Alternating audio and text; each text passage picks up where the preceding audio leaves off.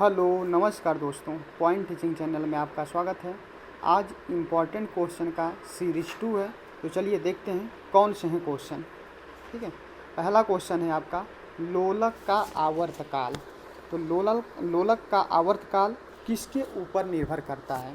तो भाई लोलक के आवर्तकाल का फार्मूला होता है T बराबर 2π√L/G। तो फार्मूले से हम स्पष्ट देख रहे हैं कि आवर्तकाल T का मान L और G के ऊपर डिपेंड करता है। अब L क्या होता है? लोलक की लंबाई होती है। लोलक मतलब किसी धागे से किसी गेंद को बांध कर लटका दिया जाए तो जो ये बनता है इसी को बोला जाता है लोलक। और लोलक का आवर्तकाल इसकी लंबाई और गुरुत्वीय त्वरण G के ऊपर डिपेंड करता है। तो क्वेश्चन है लोलक का आवर्तकाल किसके ऊपर डिपेंड करता है? तो पहला है द्रव्यमान के ऊपर। तो भाई क्वेश्चन में हम क्या देखे हैं, इसके फार्मूले में ही 2π√L/G। तो इसमें कहीं यम आया है? जी नहीं आया है। लंबाई के ऊपर निर्भर करता है? जी हाँ, लंबाई के ऊपर ही निर्भर करता है। तापमान के ऊपर निर्भर करता है? तो कहीं भी टेम्परेचर की बात नहीं हो रही है। समय के ऊपर निर्भर करता है? तो कहीं भी समय की बात नहीं हो रही थी। इसका आंसर क्या हुआ? लोलक का आवर्तकाल उसकी लंबाई के ऊपर डिपेंड करता है। तो ऑप्शन नंबर बी इसका सही है। चलिए अगला क्वेश्चन देखते हैं। अगला क्वेश्चन है लोलक की घड़ियाँ गर्मियों में क्यों सुस्त हो जाती है? ठीक वही फार्मूला। क्या है फार्मूला?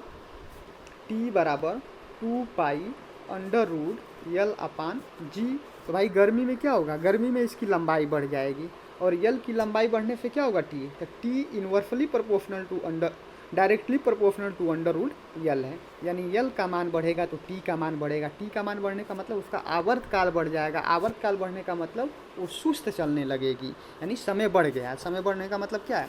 कि वो घड़ी सुस्त चलने लगी। तो इसका आंसर क्या होगा?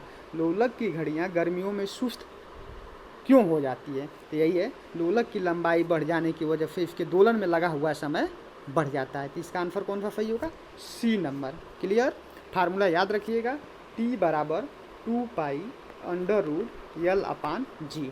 चलिए अगला क्वेश्चन देखते हैं।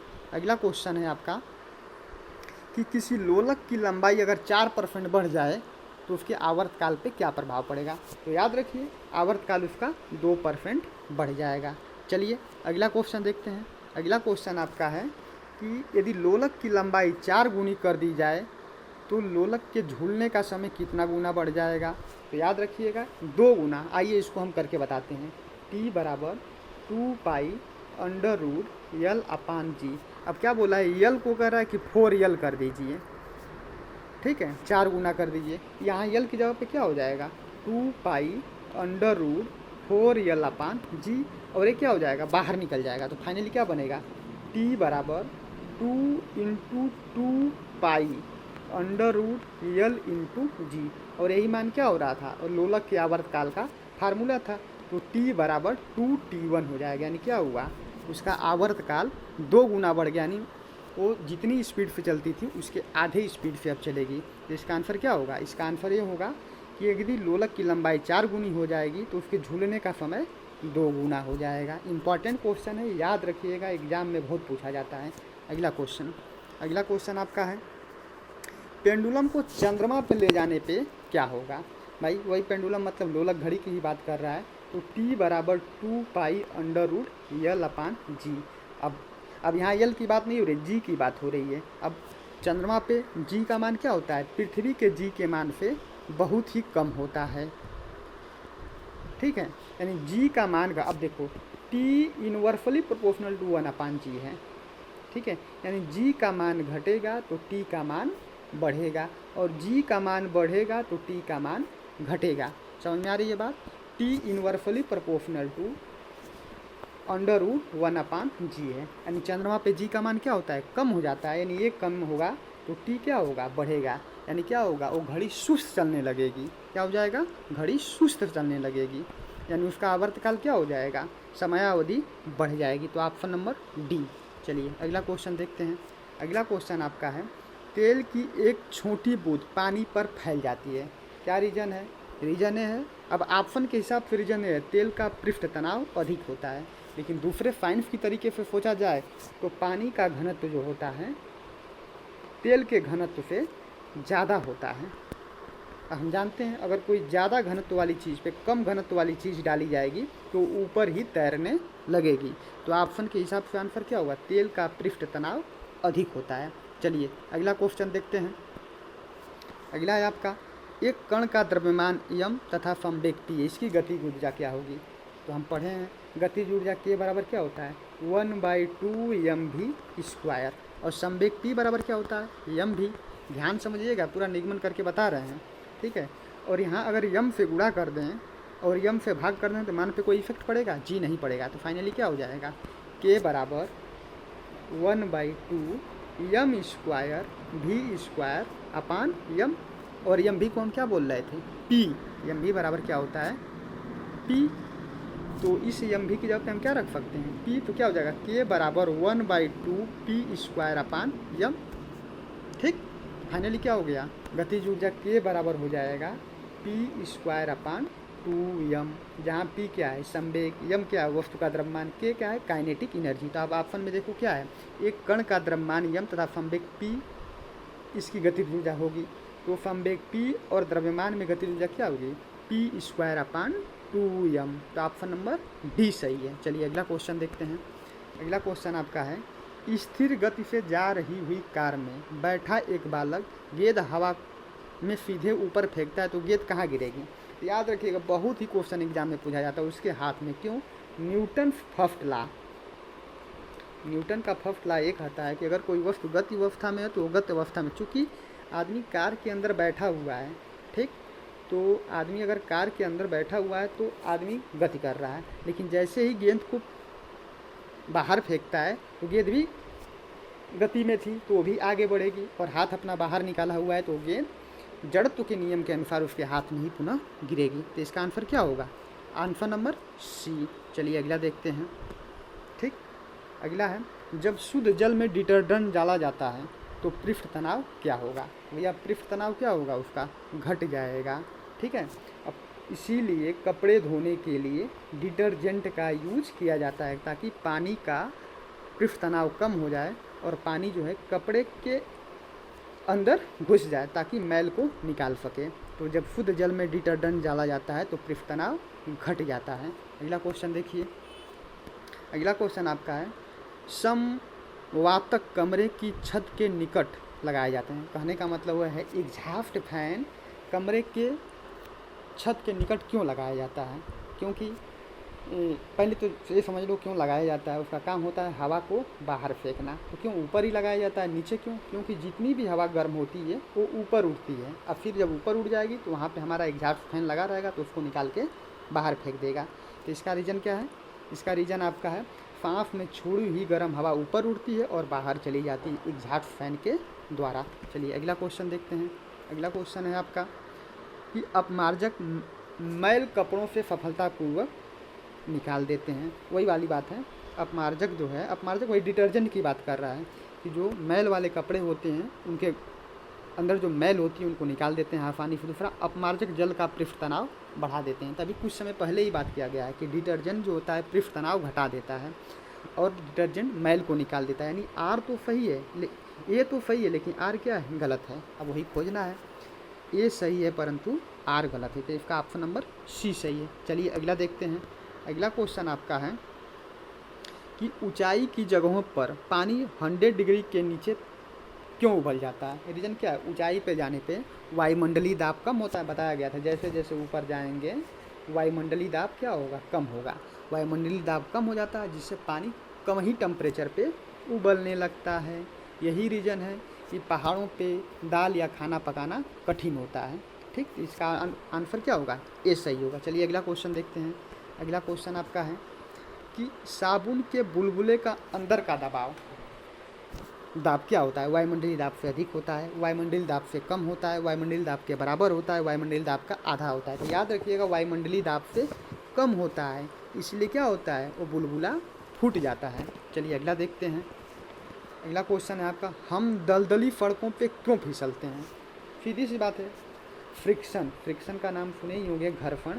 इसी की वजह से हम कहीं भी चल पाते हैं, इसी की वजह से हम चौक से बोर्ड पे लिख पाते हैं। अगर फ्रिक्शन कम रहेगा तो हम क्या होंगे, फिसल जाएंगे। और दलदली सड़कों पे क्यों फिसलते हैं, क्योंकि वहाँ फ्रिक्शन की कमी होती है। तो आंसर नंबर सी। चलिए अगला देखते हैं। अगला क्वेश्चन आपका है, जब बैरोमीटर का पारा अचानक गिर जाए तो किसका सूचक है? तो याद रखिएगा, बैरोमीटर का जब पारा अचानक गिरता है तो आंधी तूफान का सूचक है। तो आंसर नंबर सी सही है। चलिए अगला देखते हैं। अगला क्वेश्चन आपका है कि हाइड्रोजन से भरा हुआ पॉलीथीन का एक गुब्बारा पृथ्वी तल से छोड़ा जाता है तो वायुमंडल पे जाने पर क्या होगा? क्या होगा? उसका आयाम बढ़ता है। रीजन क्या है? जब पृथ्वी से छोड़ा जाएगा तो ऊपर वायुमंडलीय दाब बाहर का कम होगा, अंदर का बढ़ेगा। तो प्रेशर डिफरेंस की वजह से उसका आयाम क्या होगा? बढ़ जाएगा, यानी गुब्बारे का आयाम बढ़ जाएगा। इसी वजह से बहुत ऊपर चले जाने पे गुब्बारे फूट जाते हैं। तो आंसर नंबर सी। चलिए अगला क्वेश्चन देखते हैं। अगला क्वेश्चन आपका है, समतल की अपेक्षा पर्वतों पे सांस लेना क्यों कठिन है? क्यों भाई? क्योंकि पर्वत के ऊपर जाने पे, यानी ऊंचाई पे जाने पे वायुमंडलीय दाब कम हो जाता है। ऊंचाई बढ़ने पर वायु दाब घट जाता है और ऑक्सीजन की आवश्यकता बढ़ जाती है। इसका आंसर नंबर ए सही है। तो याद रखिएगा, पर्वतों के ऊपर जाने पे, यानी ऊंचाई पे जाने के पर वायुमंडलीय दाब कम हो जाता है और दाब कम होने की वजह से हमें ऑक्सीजन लेने की आवश्यकता बढ़ जाती है। इसलिए आंसर नंबर ए सही है। चलिए अगला क्वेश्चन देखते हैं। अगला क्वेश्चन आपका है, उड़ान से पहले हवाई जहाज़ दौड़ मार्ग पर दौड़ाया जाता है। क्यों? क्यों भाई बताइए? क्यों? कार्यकारी वायुदाब बढ़ाने के लिए। आप पढ़ेंगे बर्नौली थ्योरम। ठीक, बर्नौली थ्योरम में ये बताया गया है, जहाँ दाब कम वहाँ वेग ज़्यादा, और जहाँ वेग कम वहाँ दाब ज़्यादा। तो इसका रीज़न क्या है? इसका रीज़न ये है, उड़ान से पहले हवाई जहाज़ को इसलिए दौड़ाया जाता है कि ताकि कार्यकारी वायुदाब, जब नीचे का दाब है वो बढ़ जाए और वायुयान ऊपर उड़ जाए। इसका आंसर नंबर बी सही है। चलिए अगला क्वेश्चन देखते हैं। अगला क्वेश्चन आपका है कि सूर्य पर ऊर्जा का निर्माण कैसे होता है? तो याद रखिएगा, नाभिकीय संलयन। नाभिकीय संलयन, वही परमाणु बम नाभिकीय विखंडन। परमाणु बम किसके ऊपर डिपेंड करता है? नाभिकीय विखंडन। और सूर्य पे नाभिकीय संलयन। तो आंसर नंबर बी सही है। अगला देखिए, अगला क्या क्वेश्चन है? अगला क्वेश्चन आपका है, सीढ़ी पर चढ़ने में ऊर्जा खर्च होती है। क्यों? क्यों भाई? क्योंकि हम गुरुत्वाकर्षण के विरुद्ध कार्य करते हैं। ऊपर जाएंगे तो जी के विरुद्ध हम कार्य करते हैं, यानी कुछ वो अपने तरफ खींच रहा है, उसके हम विरुद्ध जाते हैं, इसलिए ऊर्जा की खर्च अधिक होती है। क्या रीजन है? क्योंकि व्यक्ति गुरुत्व के विरुद्ध कार्य करता है। तो आंसर नंबर बी सही है। चलिए अगला क्वेश्चन देखते हैं। अगला क्वेश्चन आपका है, निम्नलिखित में से किसमें गतिज ऊर्जा नहीं है? तो किसमें गति? चलती हुई गोली में सीधी सी बात है गतिज ऊर्जा होगा, बहता हुआ पानी में भी गतिज ऊर्जा होगा, चलते हुए हथौड़े में भी गतिज ऊर्जा होगा। तो किसमें नहीं होगा? खींचे हुए धनुष में गतिज ऊर्जा नहीं होगा। तो आंसर नंबर डी सही है। चलिए अगला क्वेश्चन देखते हैं। अगला क्वेश्चन आपका है कि डायनोमो परिवर्तित करता है। ठीक, दो चीज़ याद रखिएगा, एक डायनोमो जनरेटर और एक इंजन। तो डायनोमो और जनरेटर का एक ही काम है। इसका काम क्या है? यांत्रिक ऊर्जा को विद्युत ऊर्जा में चेंज करता है। और इंजन, ठीक है, डायनोमो हो गया, और एक होता है मोटर। मोटर का काम क्या है? ये विद्युत ऊर्जा को यांत्रिक ऊर्जा में चेंज करता है। तो मोटर विद्युत ऊर्जा को यांत्रिक ऊर्जा में, लिख दे रहे हैं यहाँ फिर से, मोटर जो है विद्युत ऊर्जा को यांत्रिक ऊर्जा में, और डायनोमो और जनरेटर ये यांत्रिक ऊर्जा को विद्युत ऊर्जा में चेंज करता है। तो पूछा है डायनोमो क्या परिवर्तित करता है? तो डायनोमो यांत्रिक ऊर्जा को विद्युत ऊर्जा में परिवर्तित करता है। चलिए अगला क्वेश्चन देखते हैं। अगला क्वेश्चन आपका है, निम्नलिखित में से कौन सा नियम इस कथन को वैध ठहराता है कि द्रव्य का न तो सृजन किया जा सकता है और न ही विनाश? तो कौन सा नियम है? नियम आपका है ऊर्जा संरक्षण का नियम। याद रखिएगा, एक होता है संवेग संरक्षण का नियम, यानी टकराने के बाद और टकराने के बाद संवेग हमेशा संरक्षित रहता है। ऊर्जा संरक्षण का ये नियम है, ऊर्जा को न तो उत्पन्न किया जा सकता है न ही नष्ट किया जा सकता है। तो याद रखिएगा, इसका आंसर नंबर ए सही है। चलिए अगला क्वेश्चन देखते हैं। अगला क्वेश्चन आपका है, जब दूध को प्रबल ढंग से मथा जाता है तो उसमें से क्रीम किस कारण बाहर निकलता है? तो किस कारण? अपकेंद्री बल की वजह से। अपकेंद्री बल, ठीक, याद रखिएगा, जब दूध को मथा जाता है तो क्रीम अपकेंद्री बल की वजह से बाहर निकलता है। चलिए अगला क्वेश्चन देखते हैं। अगला क्वेश्चन है आपका, वॉशिंग मशीन किस सिद्धांत पे कार्य करती है? तो ये भी अपकेंद्री सिद्धांत पे, अपकेंद्रण के सिद्धांत पे कार्य करता है, तभी कपड़ों से मैल बाहर निकलती है। उसमें क्या होता है, बहुत तेज़ी से घुमाया जाता है, तो जो चीज़ हल्का रहता है वो बाहर की तरफ छिड़कता है, तो मैल हल्की रहती है वो बाहर निकल जाती है। तो वॉशिंग मशीन भी किस सिद्धांत पे कार्य करती है, अब केंद्रीय बल के सिद्धांत पर। चलिए अगला क्वेश्चन देखते हैं। अगला क्वेश्चन है, पृथ्वी के तल से किसी न्यूनतम वेग से किसी वस्तु को फेंका जाए कि वो गुरुत्वाकर्षण क्षेत्र को पार कर जाए, तो इसी को बोला जाता है पलायन वेग। पलायन वेग, एस्केप वेलोसिटी बोला जाता है। क्या, एस्केप वेलोसिटी। ठीक है, इसका मतलब ये है कि किसी वस्तु को इतनी तेज़ी से ऊपर फेंकिए कि पृथ्वी पर पुनः लौट कर न आए, तो इसी को हम बोलते हैं पलायन वेग। और इसका मान क्या होता है, 11.2 किलोमीटर प्रति सेकेंड। यानी इस स्पीड से अब किसी वस्तु को ऊपर फेंक देंगे तो कभी नीचे लौट कर नहीं आएगी। तो पलायन वेग का मान 11.2 किलोमीटर प्रति सेकेंड। चलिए अगला क्वेश्चन देखते हैं। अगला क्वेश्चन आपका है, स्वचालित वाहनों में द्रव चालित ब्रेकों का इस्तेमाल किस नियम का प्रयोग किया जाता है, पास्कल का नियम। अब जान जाइए पास्कल का नियम क्या है। पास्कल का नियम ये है कि स्वतंत्र अवस्था में किसी द्रव पे अगर दाब लगाया जाए, ठीक है, तो दाब चारों दिशाओं में समान रूप से, सभी दिशाओं में समान रूप से स्थानांतरित होता है। इसी को कहते हैं पास्कल का नियम। तो जो ऑटोमेटिक वाहन होते हैं, जो उसमें पावर स्टीयरिंग आती है, जिसमें हम लिक्विड का प्रयोग करते हैं स्टीयरिंग को घुमाने के लिए, वो किस नियम पे कार्य करता है, तो पास्कल के नियम पर कार्य करता है। चलिए अगला क्वेश्चन देखते हैं। अगला क्वेश्चन आपका है, चंद्रमा पर वायुमंडल नहीं पाया जाता है। पता है वायुमंडल, पृथ्वी पर वायुमंडल क्यों पाया जाता है, क्योंकि पृथ्वी पे गुरुत्वीय शक्ति लगती है, तो वायु को खींच के रखती है। चंद्रमा पे इसी का मान बहुत कम होता है, बहुत लेस होता है चंद्रमा पे, इसलिए वो हवाओं को खींच नहीं पाता, इसलिए चंद्रमा पे क्या होता है, वायुमंडल नहीं पाया जाता है। रीजन लिखा है कि इन पर गैस अणुओं का पलायन वेग उनके वर्ग माध्य मूल वेग से कम होता है, यानी गैस के अणु उसके क्षेत्र को छोड़कर चले जाते हैं। ठीक, क्योंकि चंद्रमा का गुरुत्वीय शक्ति पृथ्वी की गुरुत्वीय शक्ति से बहुत कम होने की वजह से चंद्रमा पर वायुमंडल नहीं पाया जाता है। चलिए अगला क्वेश्चन देखते हैं। अगला क्वेश्चन आपका है, भू स्थिर उपग्रह का आवर्तकाल क्या होता है। नाम ही स्पष्ट है कि ऐसा उपग्रह जो पृथ्वी के किसी एक बिंदु के सापेक्ष क्या हो, स्थिर हो, यानी पृथ्वी भी घूम रही है तो साथ में ये भी उसी स्पीड से घूमे।